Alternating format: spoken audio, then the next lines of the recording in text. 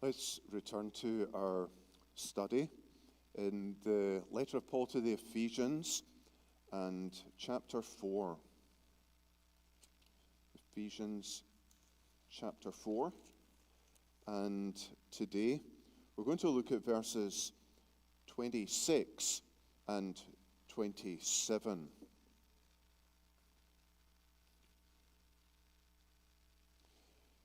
Which say, "Be angry and do not sin. Do not let the sun go down on your anger, and give no opportunity to the devil."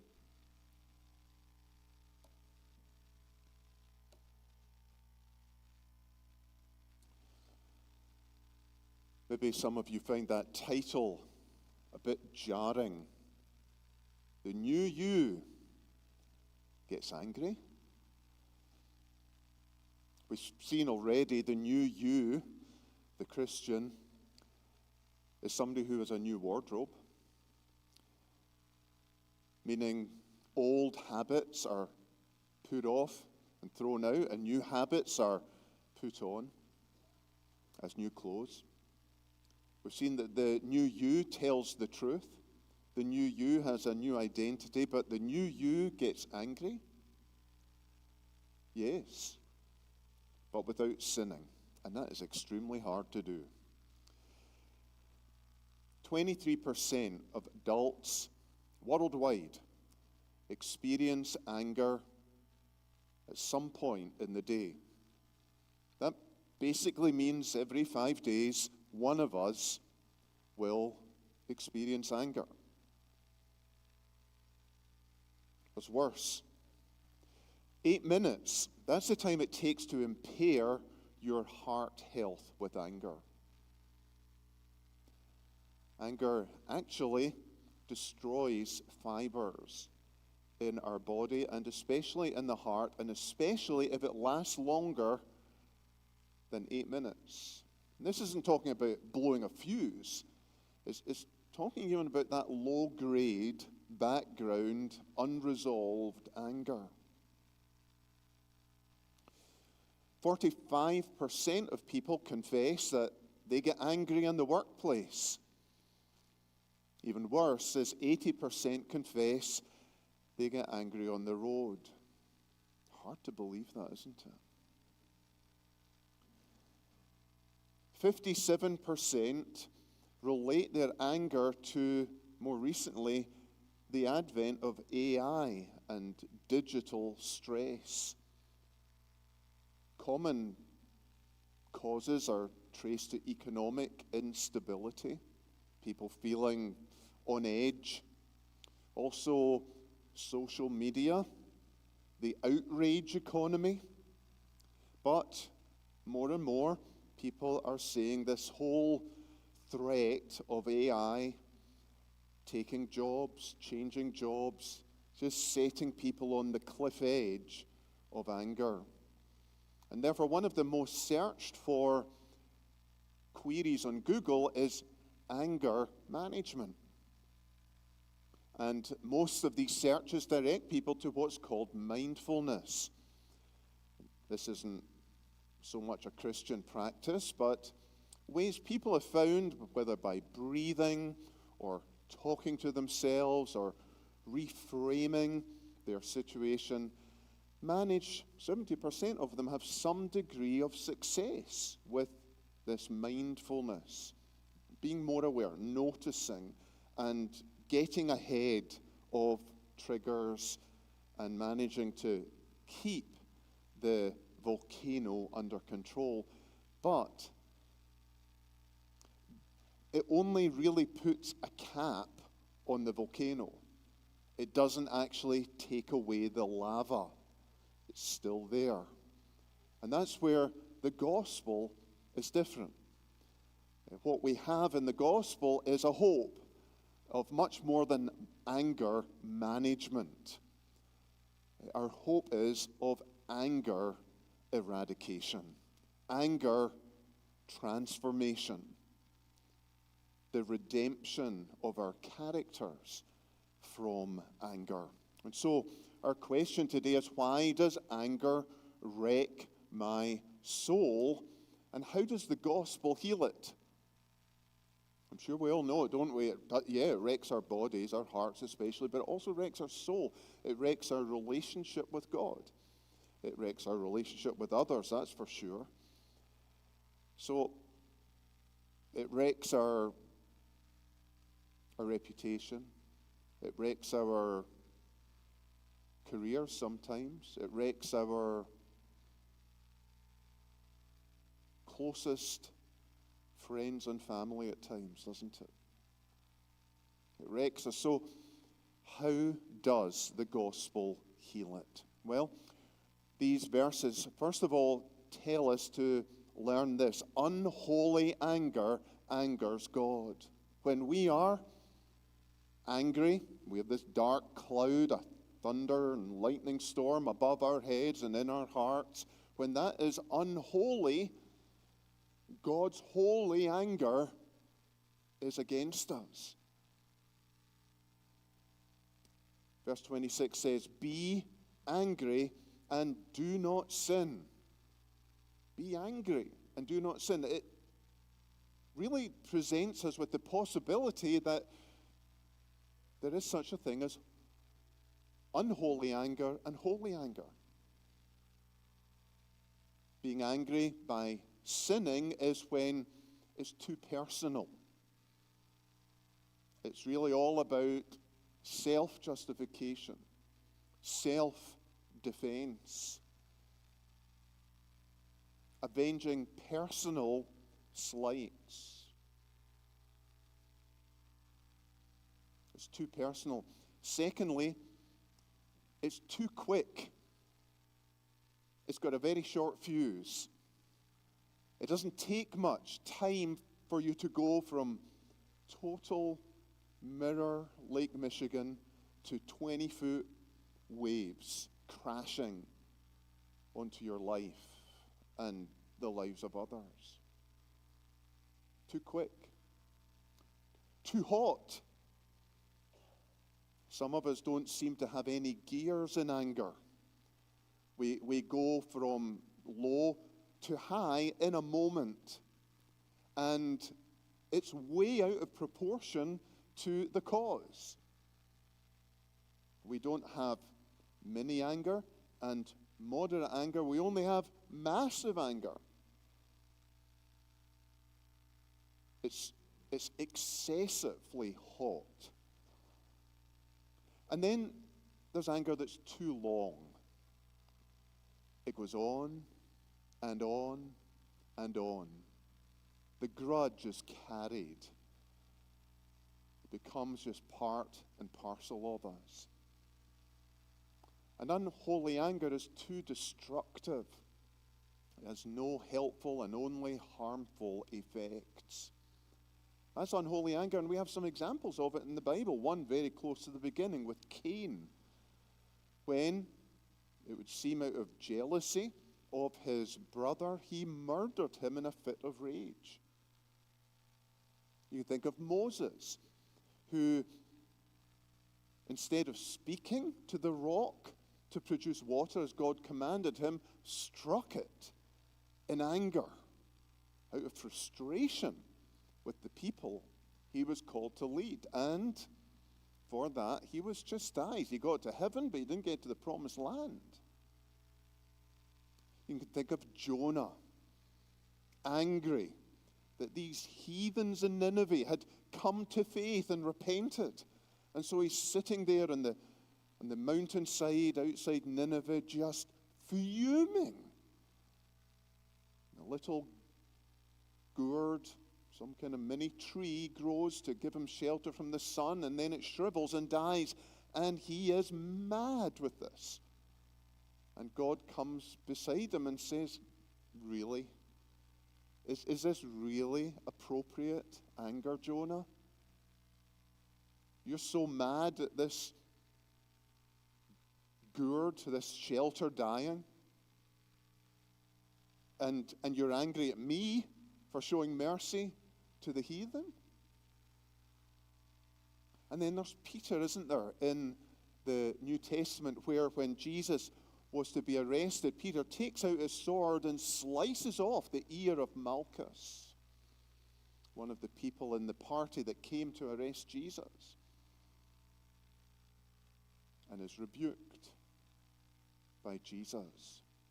Many examples in the Bible of unholy anger. Too personal, too quick, too hot, too long, and too destructive. So, what does holy anger look like? This be angry and do not sin.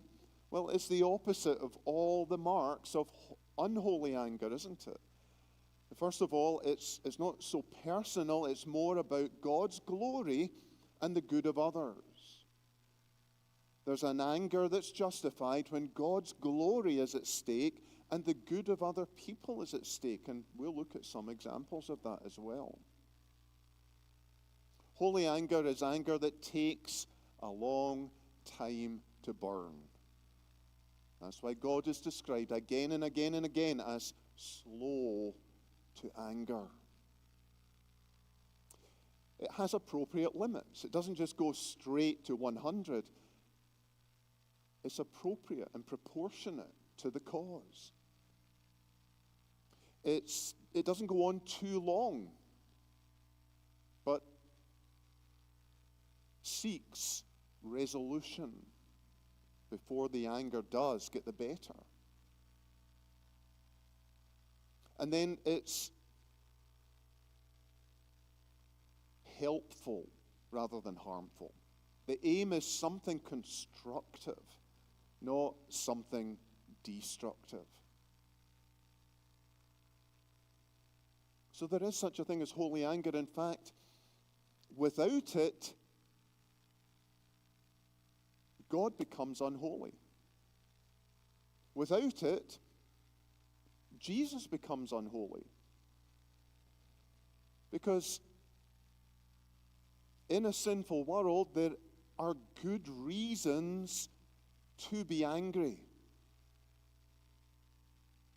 That's why God's anger is mentioned 600 times in the Old Testament, 60 times in the New Testament.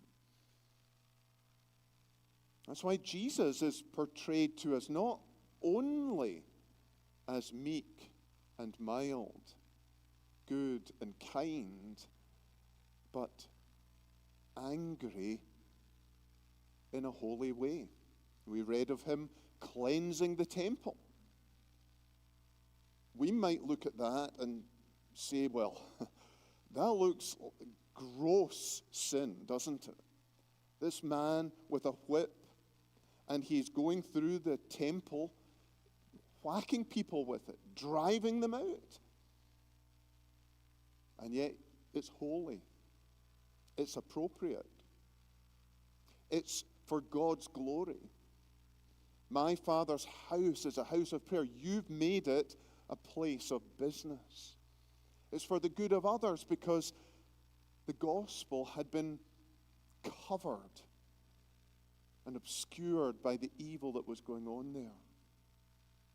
Perfect holy anger. We read of that other instant where he challenges the Pharisees regarding the man with the withered hand. He says, is it right or wrong to do good on the Sabbath day? And they wouldn't answer because they knew it was a trap that was going to expose their hypocrisy. And when they didn't answer, it says Jesus looked on them with indignation.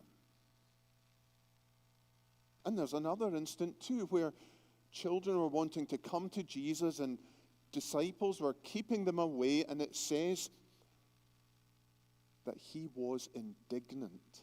He was angry and said, let the children come to me and forbid them not. So you can see here, Jesus' anger was holy because it wasn't so much personal about him. It was about the glory of God, and it was the good of others. It was expressed against anything that obscured the gospel, anything that smacked of hypocrisy, and anything which kept anyone from coming to him, especially children. And for these things to be absent rather than present would make God unholy and Jesus unholy and therefore no longer God. And that's what Paul is referring to when he says, be angry and do not sin. Moses was actually a good example of that when he came down the mountain to discover all the people being idolaters. And he took the 2 tables of stone with the commandments in them and he threw them on the ground and smashed them. He's not rebuked for that. This is just and holy anger. He was angry without sinning that time. You can think of Nehemiah. Remember, we went through the book of Nehemiah in the evenings a while ago, and when he saw people being abused and oppressed by the rich in Jerusalem, we're told he was angry, and it motivated him towards reformation. He confronted this sin, and he got redress for the people. Children, maybe you can think of it like this. When I was starting out in pastoral ministry, I was in this little village called Loch Carron in the far northwest Highlands of Scotland. And we had a parsonage that was probably 160 years old. One of these classic old thick stone houses, which is beautifully cool in the summer and freezing in the winter. And every morning before I started studying in my office, I had to make a fire. I had to clean out the ashes and then bring in coal and then try and light that coal so as to get a fire and begin to warm up the room so I could get out of the sleeping bag that I used to be in at the beginning of the day and be more normal. But sometimes a wind would come down the chimney, and if I made the fire too high, it would impact the pile of coals. Probably I put too many on, and one would fall out sometimes, or a part of one, onto the carpet, and latterly that carpet was full of burn marks through years of me trying to get too hot too quickly. Now that coal of fire was doing a great job when it was in the fire. It was heating me, it was heating the home. But it was very dangerous when it was no longer in the fire and it was on the rug. And it's the same with anger. It can be a good thing in the right place, and it can be an awful thing in the wrong place. So there is a big difference between holy and unholy anger. Remembering that can help us be less angry in an unholy way, because God is angry with unholy anger. That's a good motivation, a good image to keep in our minds. When we feel anger bubbling up, bubble it back down again with God's holy anger against unholy anger. But then secondly, unholy anger welcomes the devil. If you look at verse 27, it says, give no opportunity to the devil. So what's this telling us? It's telling us that anger opens the door to the devil and welcomes him in. Who would go to sleep at night, or even live through the day, leaving their door wide open to anyone who wants to come in? We wouldn't do that, would we? We know it's dangerous. And so Paul uses this picture here of anger opening the door to the worst kind of passerby to come in, the devil. Give no opportunity to the devil. Unholy anger gives him that opportunity. When there's unholy anger in our life, the devil comes to our door as a visitor. He says, hi, just coming in for a moment or two. Sure, come on in, says anger. And the devil begins to make himself at home. And he starts hardening our heart against the person we're angry with. And telling ourselves that, well, you know, this is the worst thing that anyone could ever do to me. And he gets us to narrow our focus on the one bad thing that person did, regardless of all the good things that they ever did. And then he gets us to rehearse, doesn't he? Do that again. Say that over again to yourself. Run back through that scenario, what happened to you, and put the worst possible interpretation on it, and forget everything else that person is or has done, and just really focus on that again and again and again. Good. You're doing really well now. Does that not feel a lot better? It really does, doesn't it? Because he then starts narrating to you. He goes from visitor to narrator, and he starts saying, you're the victim. And you know this, your anger is 100% justified. You have no role in this whatsoever. It's nothing to do with you. The fault is 100% on the other side. In fact, this person is actually your enemy, and they're out for your destruction. So a new story develops in the mind, damaging our minds, damaging our hearts, damaging our words, damaging our relationships. Accusations start swirling, suspicion, exaggeration. And so we begin. Maybe there's different kinds of anger expression. It might be that hot, furious storm. It can also be that cold, calculated, silent withdrawal. But however it manifests itself, the devil's gone from visitor to narrator to lodger. He's now got his own room. And you've made him very comfortable in his bed. And you eat together. And you talk together. And you rehearse the past. And you imagine the future as well, don't you? I do. Oh, how many silent conversations. If I see that person again, I'll tell you what I'll say. And we rehearse these lines. And we imagine, well, then they'll say that. Well, I'll come back with this. And all the time it's just bubbling and boiling, isn't it? The devil is in total control. We've given him an opportunity. We've given him an inch, and he's taken a mile. We've let him come in the door, and now he owns the house. He's in control. He started with a foothold, and now he has a stronghold. And so this is meant to be a great warning to us against even cracking the door open. When he knocks, slam it shut. If he comes in, throw him back out. If he makes himself at home, make him uncomfortable. Bring the gospel into your conversation. Bring the holy anger of God into your thoughts. See how you have to dwell with Jesus in your life, not with the devil. Unholy anger welcomes the devil. But then, thirdly, unholy anger has insomnia.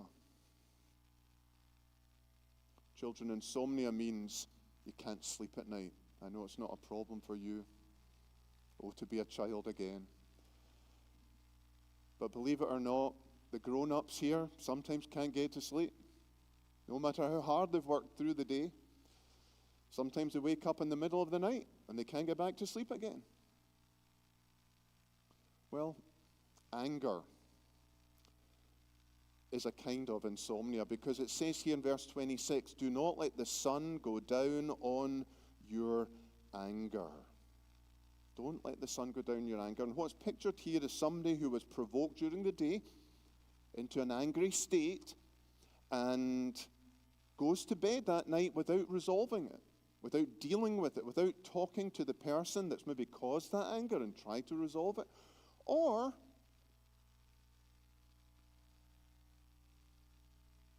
you haven't brought the gospel into your life. The Son of God should come before the sun goes down. But you know what it's like? I'm too angry to pray. I'll talk to God about this tomorrow. I'm not ready to deal with this yet. And in the darkness, we've let the sun go down in our anger. It's still there. What does darkness do? It creates fear. It magnifies our imagination. It distorts reality.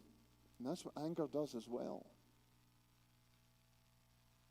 Children, try and think of it like this. So imagine you've got a little mini monster in your bedroom. You don't, okay? Just imagine it. I don't want you all to have insomnia tonight. But imagine there's a little monster in your room, and every night you go to bed angry, you're feeding it a little snack. Here, eat this. Taste this.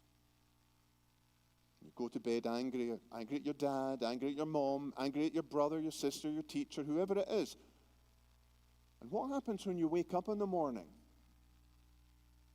Mini monster's bigger, and his teeth are sharper. And if you keep that going, and you keep feeding snacks to this mini monster, this rage monster, mini monster's soon maximum monster. And it can consume us and devour us and destroy us.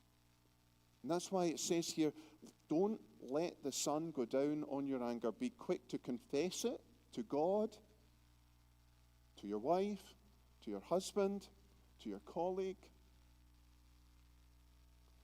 Be quick to bring it to the Lord for His Holy Spirit to subdue it. Be quick to bring it to the Lord with the faith that He will right all wrongs. Because there's many things in this world that are just not going to be resolved. That might be that they've made you justly angry. But there is little to no hope that your anger is ever going to be satisfied by the cause of your anger being dealt with. What do? Well, Paul tells us in Romans, God says, vengeance is mine. I will repay. So that takes retaliation off the table, doesn't it? It means we hand it over to God and say, Lord, you know this was wrong. This shouldn't have happened. I'm justly angry about it. But I can't live with this. I can't keep going with this. Help me to give it over to you and trust you and your holy anger to deal with this either in time or in the judgment. That's what it means when it says, let not the sun go down on your anger. Always remember when anger is getting the better of you, when the sun is going down and you're justifying staying there, stewing there in your anger,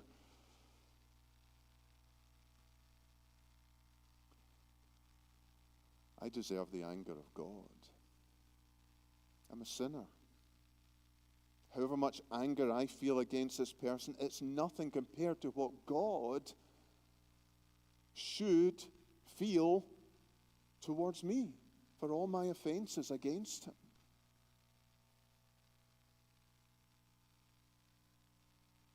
Another sleeping pill is that Jesus bore the anger of God for angry people like you and me. He bore God's anger. He, yes, experienced the worst of unholy and unjust anger at the hands of church and state and military. But He also endured the holy wrath of God against the sins of God's people. sins of sinners like you and me. And he willingly went to that cross. And whatever we see of the soldiers and the Pharisees and the mockers and the thieves and all the people who were pouring their anger on him, there is a holy anger there that is solving the problem of our unholiness. There's a righteous anger there that's curing the problem of our unrighteous anger. There, Jesus is bearing in his body the holy anger of God against all the sins of all his people for all time. He absorbed every ounce of God's anger for you, believer. Surely that can calm our anger and help us go to sleep.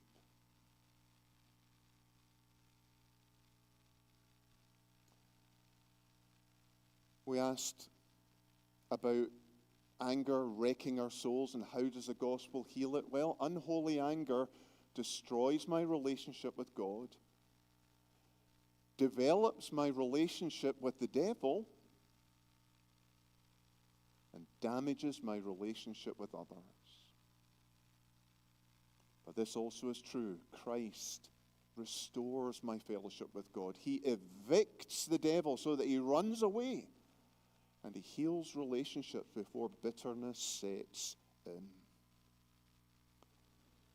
There was a man in England you might have heard of, William Wilberforce. He was alive in the 1700s. He was from fairly well-to-do background, but he dedicated himself to the eradication of the slave trade. He committed himself. His whole life would be devoted to the slave trade being abolished. It was a righteous anger that he had for a righteous cause.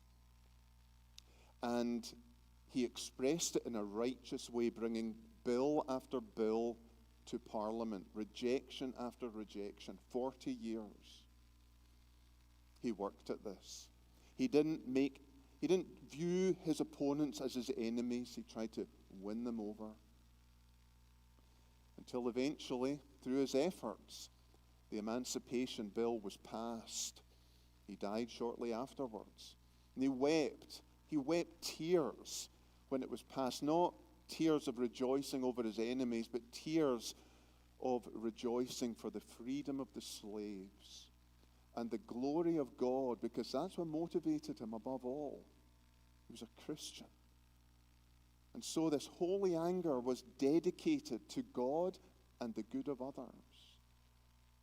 And we see it today. The pro-life movement is full of people with righteous anger. You think of the anti-trafficking movement. It's full of people with righteous anger, seeking to express that anger in constructive, not destructive ways.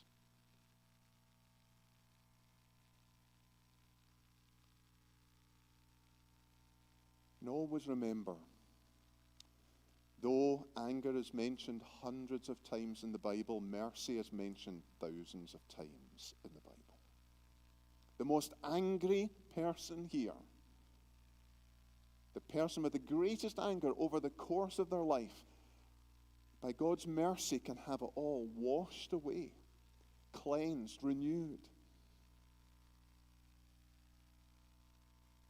God's anger doesn't disappear. It's satisfied in Jesus. It's exhausted in Jesus.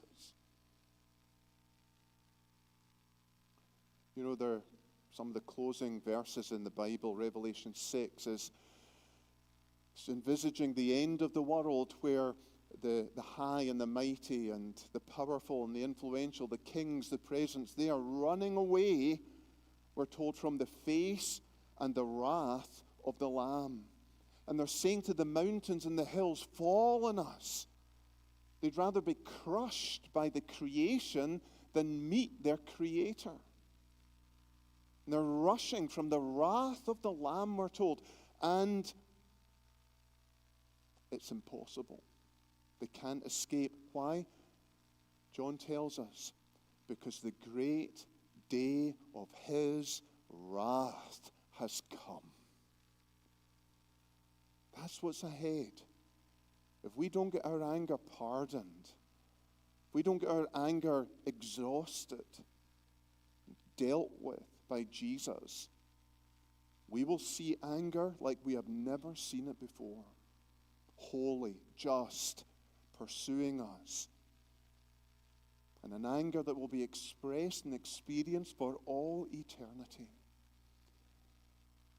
Don't run away from him. Run to him. Before he does appear in unmixed and perfectly holy anger. Run to him while his face still smiles mercy and peace. Run to him while he's still got his arms open with welcome, not his fist in fury. Run to him. You'll find a welcome. You'll find your anger washed away from your record, and the Holy Spirit begin to sanctify it and deal with it. Don't leave it another day. Let's pray.